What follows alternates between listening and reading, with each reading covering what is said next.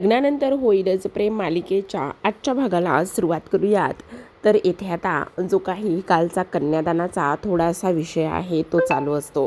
जीवा आणि ताससोबत नंदिनी चित्राचं कन्यादान करत असतात. त्या दोघंही चित्राचं कन्यादान करत असताना एकदमच जीवाला भरून आलेलं असतं. त्याला समजत नसतं की काय होतंय म्हणून. तेव्हा नंदिनी त्याला विचारते की जीवा, तुम्हाला काय झाले? तुम्ही आत्ता तर बरे होता, मग तुम्ही रडायला का लागला आहात? बोला ना जीवा, काय झालेलं आहे? सगळं काही ठीक तर आहे ना? तुम्ही का रडताय जीवा? असं नंदिनी त्याला विचारू लागते. तर तेव्हा जीवा मात्र म्हणत असतो, खरं तर ही प्रथा, त्याचबरोबर ह्या सगळ्या विधी किती जास्त वेगळ्या पद्धतीच्या आहेत ना.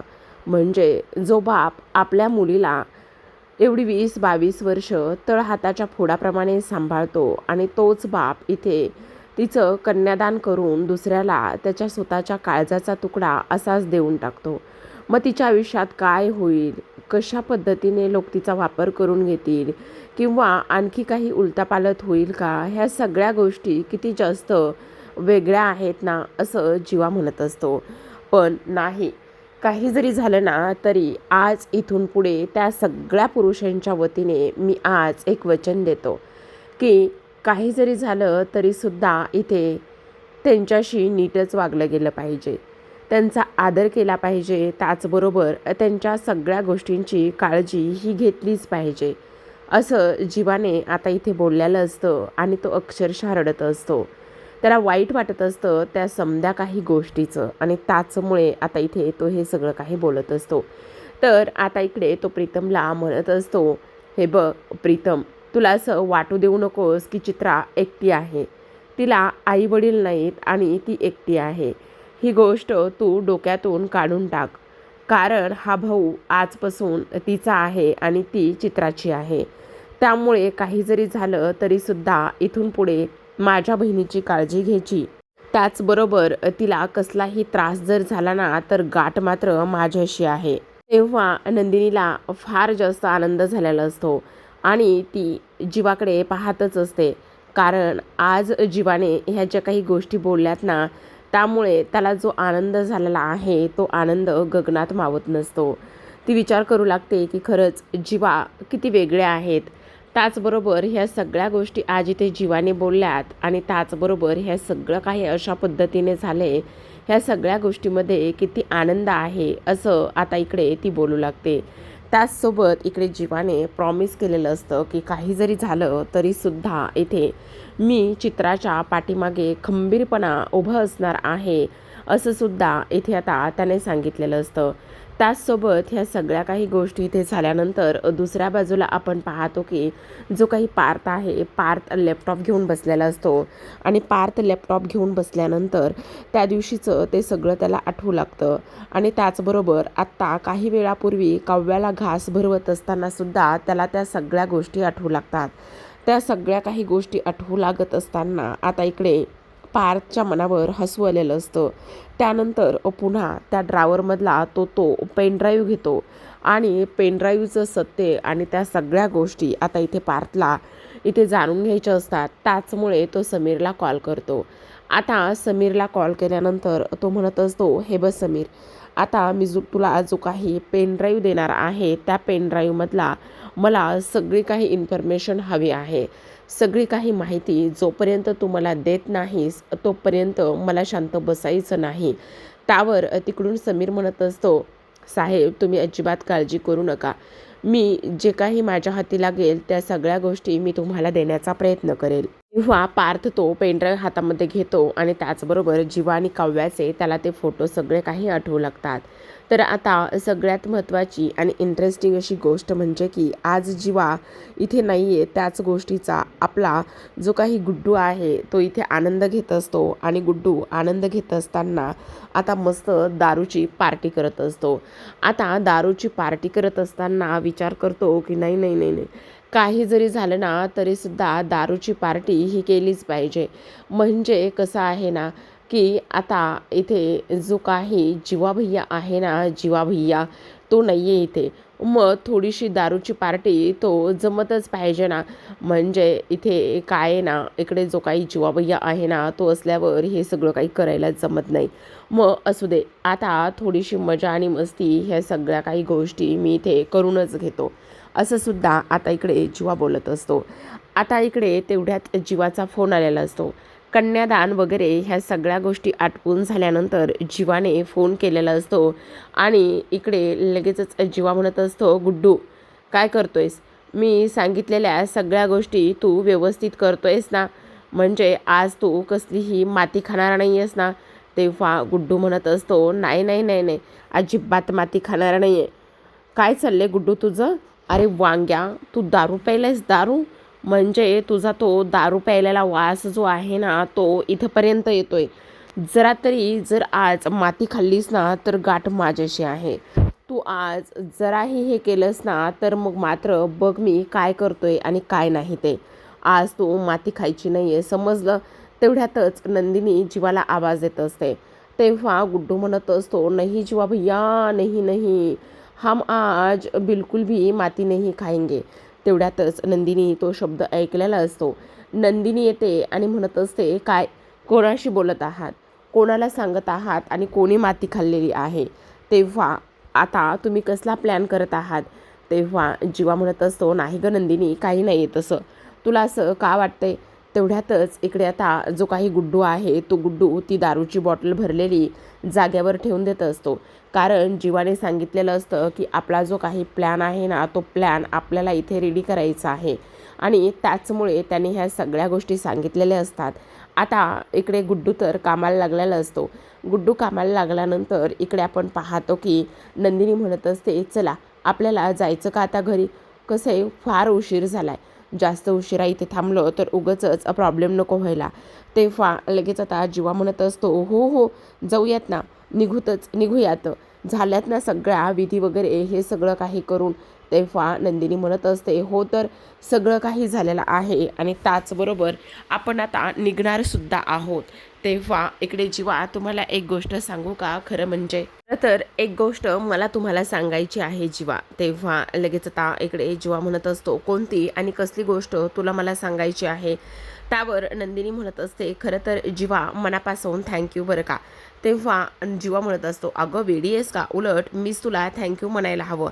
खरं तर मीच तुझे इथे आभार मानायला हवेत, असं इकडे तो बोलत असतो.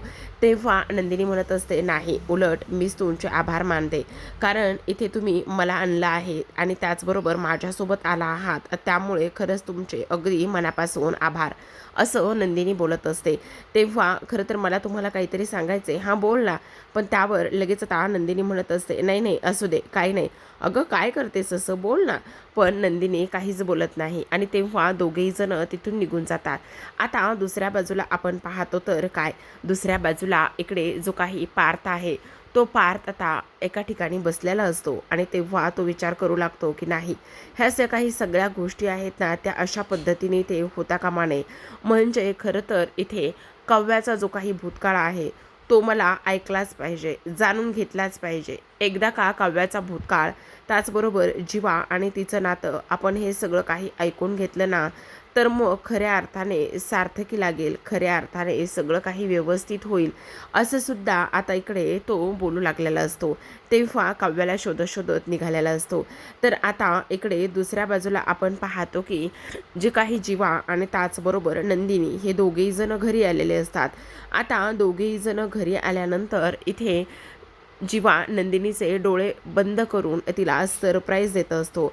आता जेव्हा नंदिनी डोळे ओपन करते आणि समोर पाहते तर तिला खूपच मोठं सरप्राईज भेटलेलं असतं. कारण जीवाने गुड्डूच्या मदतीने हे सगळ्या काही गोष्टी इथे करून ठेवलेल्या असतात आणि त्याचमुळे त्याला फार जास्त आनंदसुद्धा झालेला असतो. आता इकडे आपण पाहतो तर काय, सगळ्यात आणि त्याचबरोबर इंटरेस्टिंग अशी महत्त्वाची गोष्ट म्हणजे नंदिनी म्हणत असते, जीवा हे सगळं काय आहे? तेव्हा जीवा म्हणत असतो, काय आहे म्हणजे? अगं तुला एक गोष्ट समजते का? आज 20 म्हणजे 20व्या दिवसाची रात्र संपली, 12 वाजून गेलेत, म्हणजे 21वा आणि माझ्या व्रताचा शेवटचा दिवस इथे सुरू झालेला आहे. आजची शेवटची रात्र आहे आणि शेवटचा दिवस आहे. तेव्हा नंदिनी म्हणते, काय म्हणजे 21 दिवस संपले पण?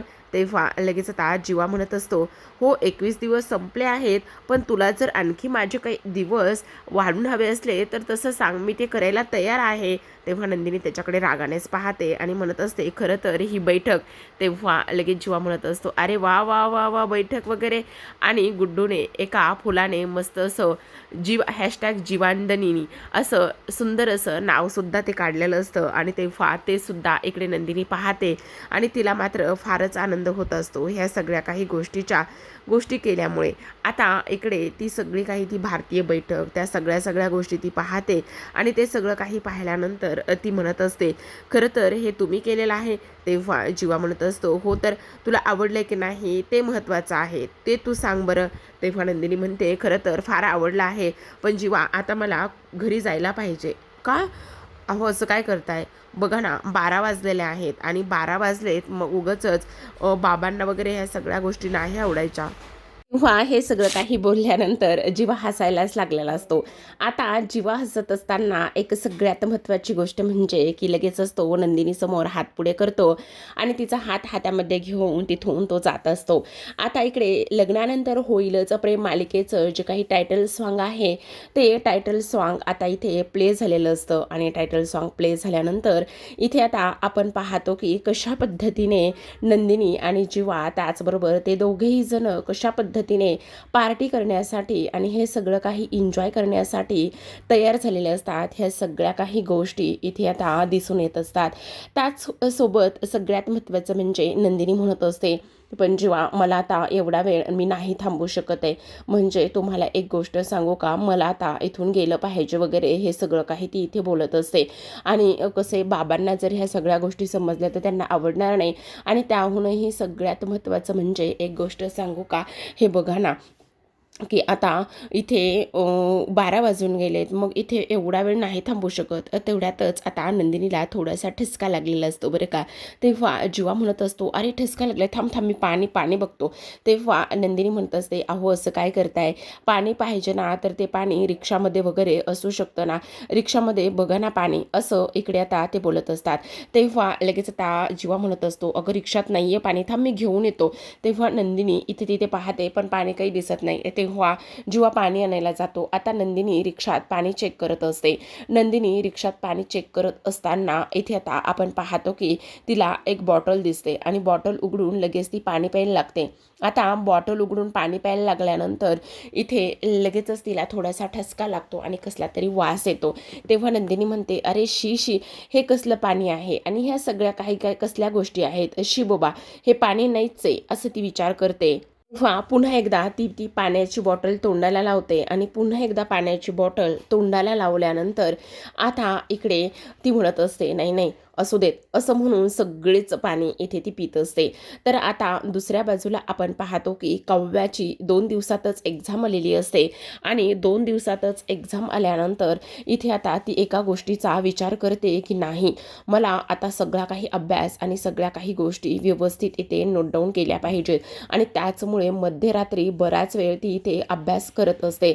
मध्यरात्री बराच वेळ अभ्यास करत असताना एक महत्त्वाची गोष्ट इथे होत असते आणि ती म्हणजे की म्हणत असते, आता जर ह्या सगळ्या गोष्टी पार्थ देशमुखांना जर समजल्या तर उगाचच देशमुखाचा बोका वगैरे माझ्यावर ओरडायचा वगैरे, ह्या सगळ्या काही गोष्टी ती आता इथे बोलू लागते.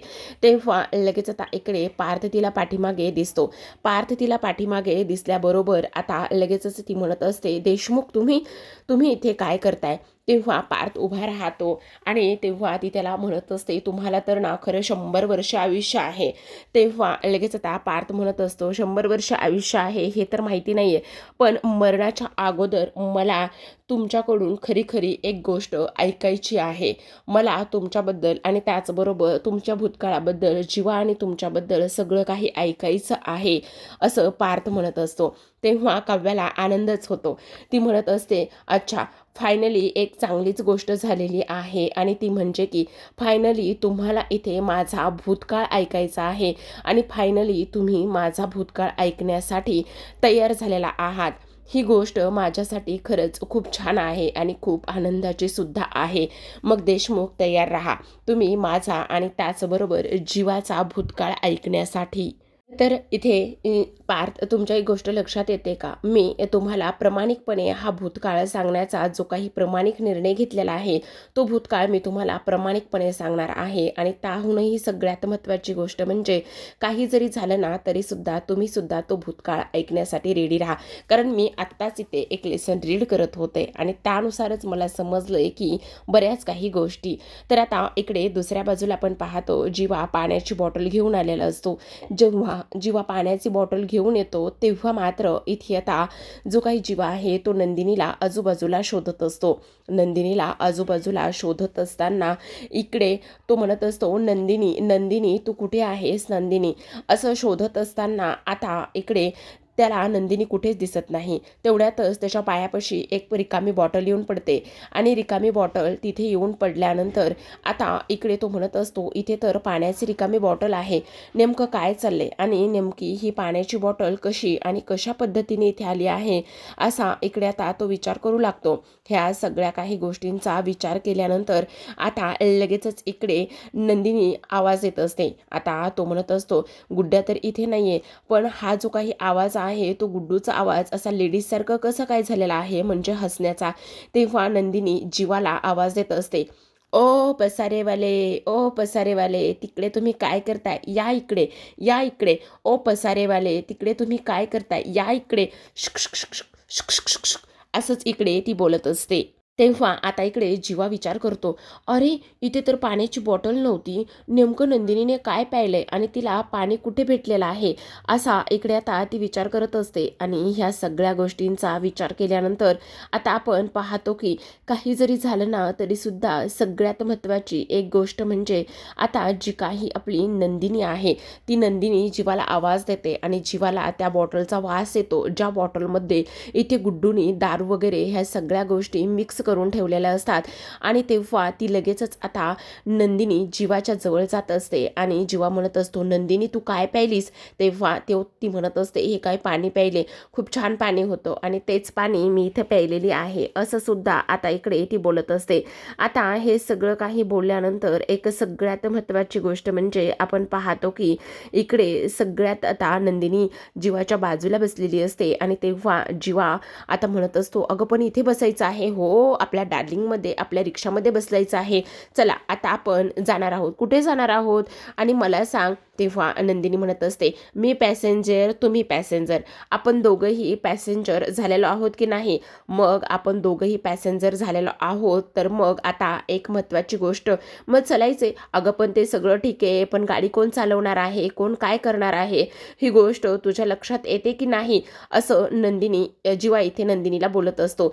तेव्हा नंदिनी म्हणत असते, हो का, कोण चालवणार आहे बरं गाडी. पण तेव्हा जीवा आता म्हणत असतो, तेच तर मी तुला इथे सांगतोय नंदिनी, कोण चालवणार आहे गाडी. आता आपण दोघेही जण जर पॅसेंजर झालो तर मग कसं होणार आहे, काय होणार आहे, ह्या सगळ्या गोष्टी आता इकडे तो बोलत असतो. वा आपल्या संसाराची शिक्षा बाप्पा चालवत आहे, समोर गणपती बाप्पा बसले आहेत, असं इकडे आता तो बोलत असतो. तेव्हा लगेच नंदिनी म्हणत असते, अरे रे रे, खरंच खरंच आपल्या संसाराची रिक्षा आपले बाप्पा चालवत आहेत, आपली गाडी बाप्पा चालवत आहेत, असं इकडे तो बोलत असतो. तेव्हा लगेच आता जीवा म्हणत असतो, हो हो हो, अगदीच तू बरोबर बोलत आहेस, आपल्या संसाराची गाडी आणि हे सगळं काही इथे बाप्पाच चालवत आहेत, असं सुद्धा आता इकडे तो बोलत असतो. आता ह्या सगळ्या काही गोष्टी इथे झाल्यानंतर सगळ्यात महत्त्वाची गोष्ट म्हणजे प्रेक्षकांनो, आपण पाहतो की इकडे आता लगेचच जो काही आपला जीवा आणि त्याचबरोबर नंदिनी दोघेही जण रिक्षातच बसलेले असतात. जीवा म्हणत असतो, नंदिनी मी काय म्हणतो तू एकदा ऐकून तरी घेतेस का, सगळ्यात महत्त्वाचं म्हणजे हे बघ, तू ना दारू प्यायली आहेस. तेव्हा नंदिनी म्हणत असते, काय नंदिनी देशमुख दारू प्यायली, चक्क नंदिनी देशमुख दारू प्यायली, हे तर शक्यच नाही, नंदिनी देशमुख दारू प्यायणं शक्यच नाही आहे जीवा. तेव्हा लगेच आता ती त्याच्या मिठीतच असते आणि खांद्यावर डोकं ठेवूनच ह्या सगळ्या काही गोष्टी ती इथे पाहत असते. तर आता प्रेक्षकांनो, आजच्या भागामध्ये एवढंच. उद्याचा भाग तर फारच इंटरेस्टिंग असा असणार आहे, कारण उद्याच्या भागामध्ये आपण पाहतो की काव्या पार्थला म्हणत असते, तर पार्थ तुमच्या एक गोष्ट लक्षात येते का? मी जीवावर प्रेम असल्याचा क्लेम करत होते, पण तेव्हा मी एक गोष्ट विसरून गेले होते की तर मी प्रेमाचा खरा अर्थ विसरून गेले होते. हे असं धरून ठेवलेलं खरं प्रेम नसतं पार्थ. तुमच्याकडे जेव्हा जेव्हा मी पाहिलं, तुमच्याकडे जेव्हा जेव्हा मी सगळ्या गोष्टी बघितल्या, तेव्हा तेव्हा मला माझ्या प्रेमाचा खरा अर्थ समजला. कारण तुम्ही आपलं प्रेम कधीच धरून ठेवलं नाही. ते मनमोकळेपणाने आणि त्याचबरोबर इथे सगळ्या काही गोष्टी व्यवस्थित तुम्ही घडू दिल्या. हे सगळं काही काव्य आता पार्थला इकडे समजावून सांगत असते. तर आता दुसऱ्या बाजूला आपण पाहतो की इकडे जीवा आणि नंदिनी रिक्षातून खाली उतरलेले असतात. नंदिनी म्हणत असते, खरं सांगू का जीवा, जसं वाळूमध्ये लिहिलेली अक्षरं पुसून जातात ना, तसंच माझा निश्चय हा पूर्णतः पुसून जातोय. मला समजतच नाहीये काय होतंय आणि काय नाही ते. तेव्हा जीवा म्हणत असतो, तुला एक गोष्ट सांगू का नंदिनी, हे जर सगळं काही खरं असेल, ह्या जर सगळ्या गोष्टी अशा पद्धतीने असतील ना, तर मग माझं प्रेम मात्र मार्गी लागलं बरं का गं नंदिनी. असं आता इकडे जो काही जीवा आहे तो इथे बोलत असतो. तेव्हा प्रेक्षकांनो, नंदिनी आणि त्याचबरोबर जीवा दोघेही जण खूप जवळ आलेले असतात. शेवटी काय तर इकडे 21व्या दिवशी इथे सुरुवात झाली आणि नंदिनीने ह्या सगळ्या गोष्टी अशा पद्धतीने केल्या, हे पाहणं फारच इंटरेस्टिंग असतं. तर अशाच नवनवीन डेली मालिकांचे अपडेट्स आणि रिव्ह्यू जाणून घ्यायचे असतील, पाहायचे असतील तर नक्की चॅनलला सबस्क्राईब करा. भेटूयात उद्याच्या अशाच इंटरेस्टिंग एपिसोडसोबत. तोपर्यंत पाहत राहा लग्नानंतर होईलच प्रेम.